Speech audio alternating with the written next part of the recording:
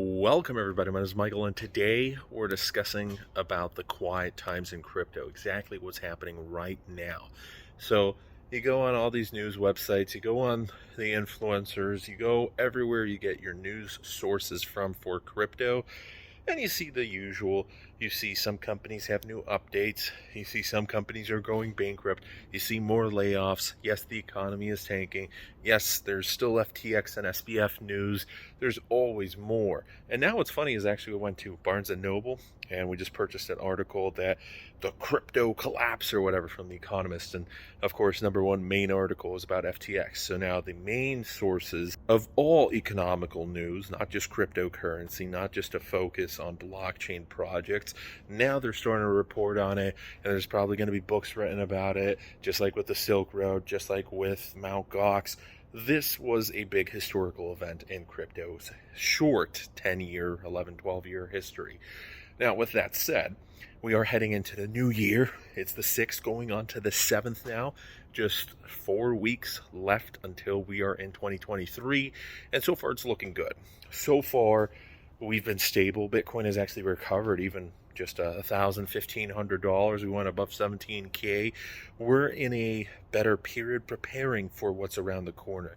And it's during these quiet times when not much seems like is happening. That's when behind the scenes, there's dedicated projects of developers who are trying to build the next big thing. There's investors still flying around from conference to event, from one office to another, trying to find what that next big idea is. And then, of course, we'll find out later. But the thing is, if you are stuck in a rut right now, you're a little bit depressed, oh, crypto didn't do the best this year, I get it. That's what a lot of us are thinking. At least, hopefully, you didn't lose that much. That's what I'm thinking. Yes, I wasn't able to invest, but if I did start investing this year, I probably would have lost a lot. So right now is probably the best time to start investing if you have extra capital, although it's a little tricky right now because you're getting a lot of layoffs. You have massive inflation. Some companies are reducing their wages. So it's a tricky time, but going into 2023, there's a lot of hope. It's not the Great Recession again. It's not the Great Depression. We are recovering in some aspects. Now, when we take a look at the statistics, there's over 34 million cryptocurrency wallets out there that hold at least a single dollar. There's over 1.6 million wallets that hold over $10,000. And then when you get really into the nitty gritty, but before we get there, we have to remind you, because some people will say, well, there's only a select amount of millionaires out there. Only 4.6% of people holding Bitcoin have more than $10,000 and out of these crypto wallets. Yes, but to play devil's advocate, not everybody has all their money in just one wallet. In fact, that's probably not the safest thing you should do. In fact, with all of these exchanges falling down, you should never have the majority of your funds on one exchange or even multiple exchanges. Get them off. Put them in Ledger. Put them in cold storage wallets. Have multiple wallets. Usually the rich guys have probably like 100 wallets. If you go up to 100,000 plus, again, this is just for one coin, one wallet, well, you might have people, well, it depends. I guess there's some wallets that can have multiple coins, some that will only be dedicated to that one cryptocurrency. For example, you go on Etherscan and you might see 100 different coins in a wallet there because they're all ERC20 tokens. But anyways, let's just focus on the numbers here. There's over 243,000 wallets out there that have over $100,000 in them. And there's over 27,400 wallets that have over $1 million. And yes, some of those will be companies and billionaires and exchanges. However, within that number is a huge amount. Again, 27,000 people have more than $1 million. And again, many of these millionaires will have multiple wallets. And here's another thing. First of all, there was a lot more millionaires out there, those over 100,000, those over 10,000. And recently, over the past year, obviously with everything falling and some projects going completely bankrupt, well, people sold, or even if they were hodling on, they're hodling onto bags, or they're hodling onto something that is valuable but will return to previous values maybe next year, maybe 2 years from now, maybe 4 years from now, but they could care less because, again, this is just crypto. It doesn't necessarily mean that they have absolutely nothing on their bank accounts. Most of these people, if they're smart, have still probably a lot of money outside of crypto. This is just their play money, unless they work in the industry totally.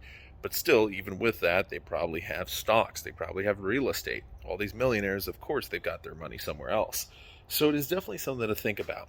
There's a lot of people out there, and there's still some great news in terms of we're always looking at Bitcoin whales. All right, let's just focus on Bitcoin.